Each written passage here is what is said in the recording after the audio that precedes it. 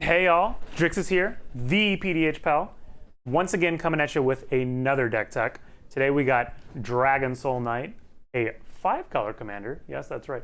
So, before I ruin this, let's talk about Dragonsoul Knight a bit. Okay, so looks like a mono red at first glance. 2/2 first strike for 1 in red and 2, but then you got the 5 mana symbols in the rules text, which does make it a 5-color commander.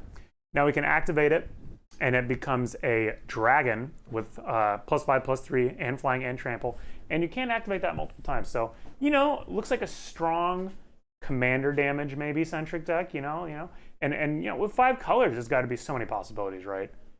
Well, I regret to inform you. Now, if you have maybe seen the Tibble deck tech that I did earlier, you might notice that I have a bit of I'm a bit of a fan, maybe. A fan of walls? Walls, maybe? Walls. Well, we got 5 colors. There must be many walls, right? And that's exactly what we're going for here. Okay, we're gonna be doing 5-color walls, all right? And the inspiration behind the deck is not Dragonsoul Knight. In fact, it is this fine looking card right here. +1/+0 and banding for all of our walls. That's right, banding. Banding in PDH. Can you believe that?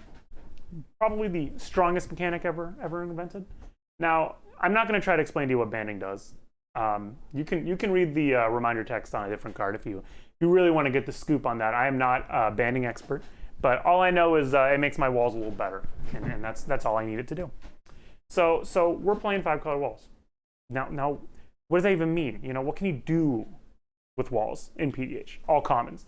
Well, we got actually a couple of payoffs. You'd think there's really nothing, but first off, we got 2 that you might actually recognize from some other formats. I think they play these in Pauper: Overgrown Battlement and Axebane Guardian. Now these cards, we're starting off strong. These look pretty good. All right, so you got a 0/4 for 2 wall, of course. Tap, add a green for each creature with defender you control. I mean, if it's a wall deck, I'm gonna have a lot of walls out, right? So that's a lot of green mana. Axebane Guardian, even better, 0/3, but add X mana of any color. I mean, that's a lot of ramp. And Dragonsoul Knight does have this little nifty activated ability that works quite nicely with Axebane Guardian, so there's some potential there. So, you got these 2, and then you also have Vent Sentinel. Another pretty good card. I mean, 1 red and tap it, also in the Tibble deck, by the way. 1 red and tap it. Deal damage to target player equal to the number of creatures with defender you control. So you got a couple of cards, a handful. It might be a singleton format, but maybe you draw 1 or 2 of them. And then just another little payoff, you got Portcullis Vine. Lets you sack in the draw card. If they're going to die anyways, it's not bad. In fact, we have 2 sack outlets for our walls. Hero Dreadmaw, also a defender, not a wall. Doesn't get +1/+0 in banding, but it does have defender. Lets us sack other creatures, can't sack itself. We gain life equal to their toughness. Now, all these creatures have pretty good toughness, so a little life gain.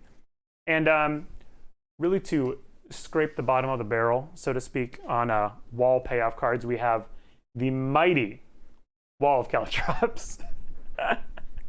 A 2/1 wall, and now get this. When it and at least one other wall join to block an attacker, and no other creatures besides walls block that attacker, Wall of Caltrops gains banding. We don't even need Fortified Area to get banding sometimes. And, I do know that banding lets you divide the damage as you please, so that 1 but's not too big of an issue. So, not too bad. And I mean, come on, that flavor text. Ooh! Ow! Oh! you gotta love it, okay? So there's our wall payoffs. Yes, that's literally it. That and Fortified Area. So now I'm just gonna talk a little bit about the walls in the deck. We got, I believe, 25. Not all walls, some of them are defenders. But I'm going to kind of go from like reasonable walls to run to just purely unreasonable walls. Starting off nice and strong, Mnemonic Wall. Always a good card. You see this all over PDH. Get any instant sorcery back. This is a 5-color deck. There are some good cards in here, and a lot of them are instant sorcery. So we don't have Flicker or anything like that, but we're getting a card back. Basilica Guards extort, another great ability in any multiplayer format. I mean, drain everybody for 1 and gain, in a 4-player gains 3. I mean, it's pretty good every time you cast a spell too, and it's a defender, always good. And then these 2 guys kind of work with the commander. Crashing Drawbridge and Battle Rampart. Target creature gains haste, or creatures you control gain haste. Both very good cards. you know, lets you have really sudden commander damage turns, right? So you can cast him, give all your creatures haste or give him haste, and then maybe tap an Axebane Guardian to pump him up a bunch, and then suddenly you're swinging for 13. You know, you never know. So haste effects are pretty good, not just for Dragonsoul Knight, but also, you know, Axebane Guardian. You play it, tap it that turn, like very good stuff.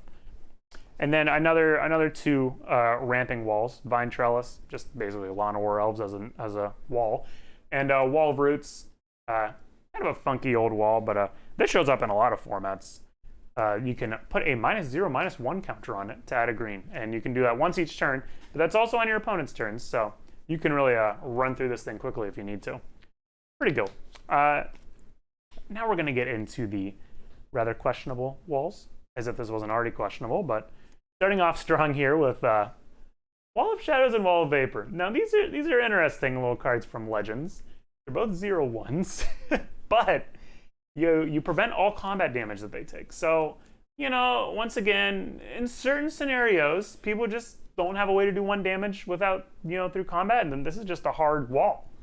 I mean, you know, flyers get around it, Unblockable gets around it, a lot of things get around it, but every once in a while, you know, you run into that scenario where this is just quite the wall, quite literally. So next, oh, whoa, let's not, we're not talking about that, okay? Where's Raging Sword Tooth? I gotta take that deck apart.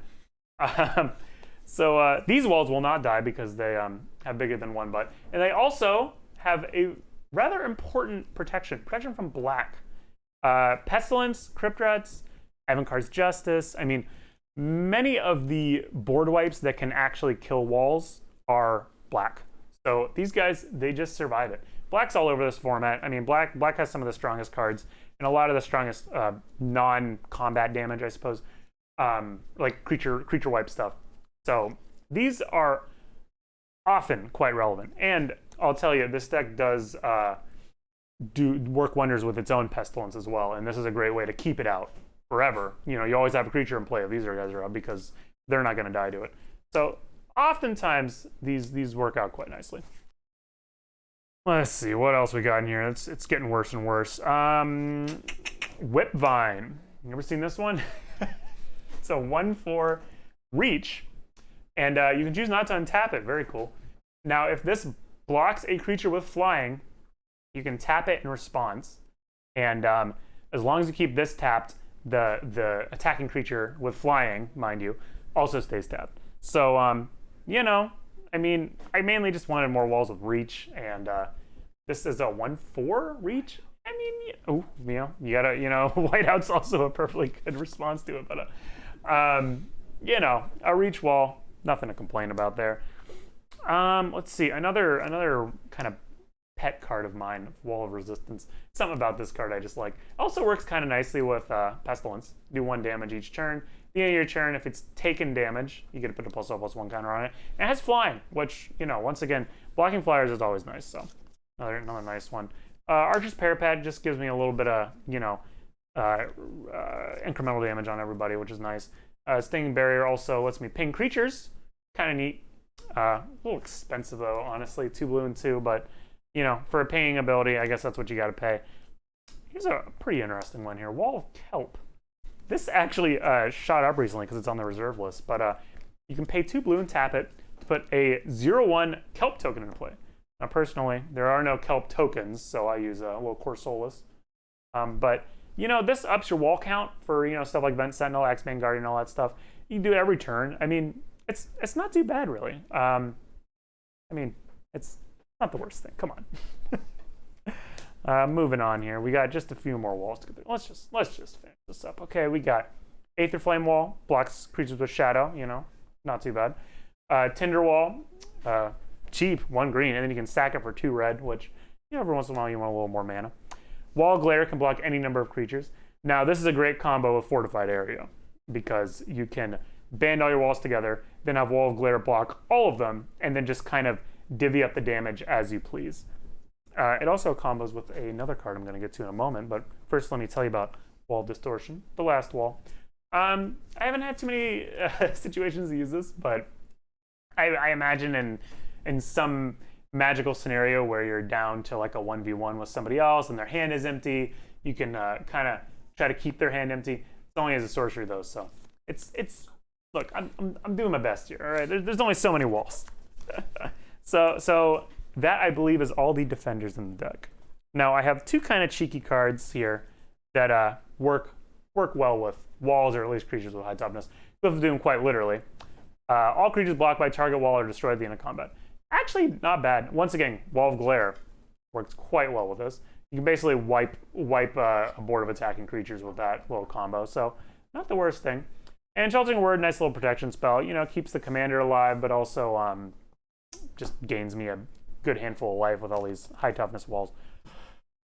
All right, so the deck kind of functions around a handful of singleton cards that really make the deck tick. So I chose to put the majority of the transmute cards in here. So first off, Dimir House card. We're going to start with that one. 4 mana is a great amount to search for because that gets Pestilence, which we all know that. Also gets Siphon Mine, which is a great one. There's just a lot of things at 4 mana that really help out. Oh, you know, Wall of Distortion. There you go. But yeah, 4 is a nice important number, but 3 is what really gets me my winning cards, like Fortified Area. Oh, 4 also gets Vent Sentinel. That's what I was trying to remember. A nice payoff card for me. But 3 gets me, of course, Fortified Area. It also gets me Axebane Guardian. It gets me maybe a Battle Rampart if I need a little haste. Also gets me a few other cards that I'll get to. But yeah, Transmute, obviously, tutoring your deck in a singleton format is really strong. I also have Shred Memory. Search for 2 costs. That also gets Overgrown Battlement. So, you know, when there's just so many singletons that I want that, you know, do some pretty strong things ultimately, it's good to have tutors for them. So let's see. In addition to that, I also have kind of a stack that is basically 5-color good stuff. This is like some of the stronger cards in PDH, and you know, when you have all 5 colors, you may as well play some of the best. You know, make some room, take a few walls out, and put a few real cards in. So I'll just kind of go through them by color, starting with white. Protective Sphere is a really cool card. Some decks just run a lot of filter lands just to kind of make this work, but basically you have to pay 1 and then 1 life, and you can prevent all damage that will be dealt to you this turn by a source that shares a color with the mana cost you spent. So very easy in 5-color to, you know, block anything really. And it's any source, so you know, somebody tries to fireball you, you can stop that as well. But also just attacks. Basically, if somebody attacks you with a board full of creatures, you can pay 1 life per creature to prevent it, as long as you have the mana available. So a nice little annoying stally card. Really stops some people in their tracks, and some people just can't get rid of enchantments. So you know, red and black really have trouble with that. Onto blue, we have first 2 very strong draw spells. Treasure Cruise is, you know, a mainstay. Everybody knows about Treasure Cruise. Delve away some crap and draw 3 cards. Rush of Knowledge, I'm also a big fan of. Draw to the highest converted mana cost among permanents you control. You know, this is usually at least 3, sometimes 4 or 5 cards, which very nice. And the other blue card I have in here is Fade Away. A kind of interesting pseudo board wipe. It just sort of punishes people with a lot of creatures that happen to tap out. So in the right situation, this just, I mean, people scoop over this card sometimes. For each creature, they have to pay 1 or sack a permanent. So if they have no mana and they have, say, 10 creatures, you have to sack 10 permanents. So, I mean, what do? You know, you can sack all your lands, keep your creatures if you want, or you can just literally get board wiped and sack all your creatures, or you can sack weird artifacts you have or something, but either way, you're losing a lot of crap. Again, this is very, like, you got to find the right moment for this. Again, this is why stuff like Transmute's good, right? You can go get this on the turn where it's relevant and immediately do it. So Fade Away is a very cool card.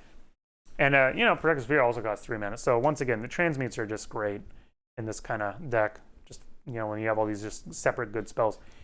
So onto black, we have a Gruesome Fate. Very interesting card. Each opponent loses 1 life for each creature you control. A lot of walls in the deck. And, well, they stick around. They're hard to kill. So unless people are doing maybe a big swirling sandstorm or a giant Cryptrat's turn or something, walls are just going to stick around. So I've oftentimes cast this for 8 damage, 9 damage, just because I have all these stupid walls sitting around. You know, you get Wall of Kelp going too, make a few 0/1 tokens. I mean, it just kind of adds up. And then maybe, you know, you get your mnemonic wall, get this back, do it again. It really adds up. This is really a good deck for it. But there's a lot of decks that really make use of this card. I'm really big fan of it. Black also has, of course, some actually good cards. These are some of the best cards in the format. Siphon Mine needs no introduction. Each other player discards a card. You draw equal to the cards discarded this way. So in 4-player, this is almost always draw 3, and everybody has a discard card. I mean, it's just nuts. Once again, you can transmute it for 4, so good stuff. Pestilence. I would almost say this deck, you know, is pseudo built around Pestilence. You know, walls just are kind of a natural combo with it because you can really use it as just like a incremental damage effect while also keeping your blockers up and wiping off, you know, 1, 2, 3 buck creatures. So Pestilence just works so nicely with these big beefy walls. I also kind of, when I get to my mana base, I kind of have skewed it towards generating black mana, so I always have mana to work with for Pestilence. So this is one of the most common things I transmute for in the deck. And also Murder, destroy target creature. I mean, a little bit of removal never hurt.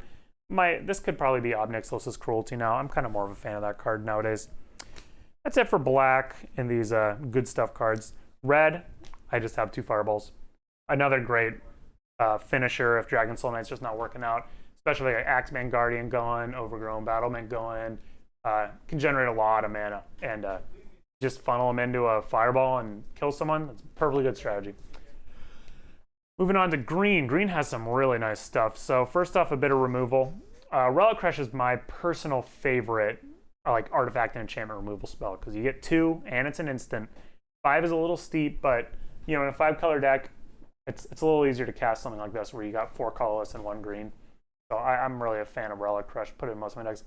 Lignify used to be such a special thing, but now it seems like blue has like 3 cards that do this. But it's still 4. Does it really have 4? Oh my god, crazy. But Lignify is still just as good. I mean, really shuts down certain commanders. Turns them into a 0/4 tree folk with no abilities. So it knocks out whatever the hell they do and makes them small. Really great card. And then also green has some excellent enchantments. These are real staples in the format. Broken Fall is just obnoxious. You know, you can return it to your hand to regenerate a creature. It's like really hard to remove this because, you know, enchantment removal is not going to work on this. You can just bounce it any time. And all it really works is countering it as you play it or maybe discard. So really, really a nice effect and really keeps the walls alive even if they do get targeted with, you know, a murder or something. Spider-Silk Armor, I mean, you know, of course it's in here, right? +0, +1, walls get bigger, and they all get reach, which is really important because only a handful of them have reach or flying, so this is just so nice. You know, if I'm really trying to play properly, I might forego Fortified Area for Spider-Silk Armor when I'm transmuting, but I'm trying to have fun here, so might not. So that's it for kind of non-ramp and non-land cards. So I'm going to kind of get into the mana base here. Oh, one more thing. Tormod's and Relic. I mean, of course, just kill the graveyards. Very important. Oh, and Scour. I lost my little colorless pile over here.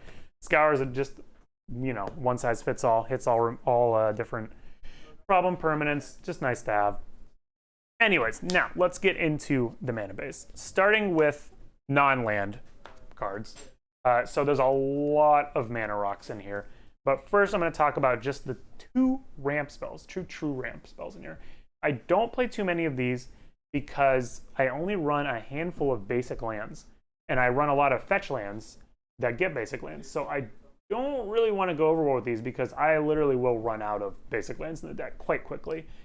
So I went with Cultivate and Journey of Discovery. And I kind of opted out of Kodama's Reach in favor of Journey of Discovery. I think Journey of Discovery, I generate a lot of mana in this deck, so entwining it is just so nice. 2 lands straight into play untapped, and any color, just the instant color fixing I think is generally better for me. And then one other non-rock ramp card, Walking Atlas is great in this deck because I play all of the bounce lands. and bounce lands make you have a lot of just lands in your hand. So this lets you tap, put one of them back into play every time you do it. So very nice. Now the rocks. First off, we have 2 colorless ones. All the other ones generate colored mana. But Mind Stone, I just can't do without this card. Sack it to draw a card, cast it on turn 2. It just works too nicely. Pristine is similar, especially because this is sort of a grindier deck. So the life every turn really it adds up. It really does. So on to the good stuff. First off, we have 5 rocks that tap for any color. So very nice. Starting off here, we got Darksteel Ingot, taps for any color, and it's indestructible, which is nice. Vesselvinder's Rust, kind of an interesting one. This was a fairly recent downshift to common, so we've been kind of sneaking into our decks the last year or two. But when you play it, you can put actually it's not optional. Put target card from a graveyard on the bottom of its owner's library. So you can kind of try to recycle your cards in combination with the shuffle effects, but also, if someone's just got a Ghostly Flicker sitting in the grave or something you just don't really want there, when you play it, you can just go ahead and tuck that back onto their deck, hide it away. Every once in a while, it's a nice little touch of graveyard removal. Commander Sphere, I mean, this should be in every deck, except colorless. Unfortunately, colorless decks do not get any mana from this card, but taps for any color, and you can just sack it to draw a card with no cost on it, so incredible. Mana Geode, try one when you play it, why not? And Mana Left is the old original, just add 1 mana any color. I play them all because 5-color deck, I want them all. So then to round it out, just a couple of these 2 and 3 mana, 2 and 3 color rocks. Starting off with 2 lockets here. So what I tried to do was make sure each of them taps for black, and it's kind of loosely geared towards Sultai, because if you notice, most of the deck is blue, black, and green. There's some red stuff, there's some white stuff, but it's mostly blue, black, green. So we got, Golgari Locket. Of course, we got Sultai Banner. We also have a few of the banners in here. These are pretty cool. They tap for any of 3 certain colors. Then you can also sack them and draw a card. But I really like the Lockets because they draw 2 cards. Currently just Golgari and Rakdos. Probably have a Dimir Locket in here. I think I just couldn't find one when I was building the deck. So definitely some tweaking that I can do with the rocks. But they've served me well so far. So pretty happy with them. Oh, and there's another little stack of rocks here as well. So there's a lot of rocks in this deck, but I'm really just trying to fix my mana really nicely because, this deck actually does have a legitimate win condition with its commander. And just being able to filter into like 2 of each color, 3 of each color, this thing, really beats down and just gets the commander damage killed pretty easily. But the last 3 rocks here, Star Compass taps for any color that your basic lands produce, which, over the course of a game slowly becomes every color. Felwar Stone pretty often taps for every color or most colors. And Wayfarer's Bauble just, gets whatever basic land for whatever color you're missing. So all good stuff. But yeah, like I said, tons of rocks, tons of ramp, because that's the main way I can actually win a game. So now on to the lands. So let's see here. First off, there are a handful of lands that actually do tap for all 5 colors. Starting off with these guys. Now these are very slow, but I think they're kind of a necessary evil in a 5-color deck. Now they enter tapped, and you have to pay 1 when you play them, but they just tap for any color. So I think overall it's just worth it. I think they're certainly worth it in a 5-color deck, especially. Now the cheaty one here, Command Tower, 1 for each of your commander's identity. This just taps for any color. Strictly better than these, but we kind of want all we can get, so that's how it goes. And Opal Palace kind of serves as a filter land for any color. But also, this is a pseudo commander damage deck, so putting a few +1/+1 counters on Dragonsoul Knight when I cast it is nothing to scoff at. It pretty often comes out as a 4/4 or 5/5 because this thing really eats removal, especially when all your walls are so big that this is the only thing it can kill. So it's nice to, cast it for bigger each time. So yeah, and then I run quite a handful of fetch lands. In fact, I think I run every fetch land available to PDH. I think so, at least. So starting off, Terramorphic and Evolving Wilds, they just get any 1 basic land out of your deck. Warped Landscape, kind of nice because it can tap the turn you play it, but you got to pay 2 and tap and sack it to get the basic land out.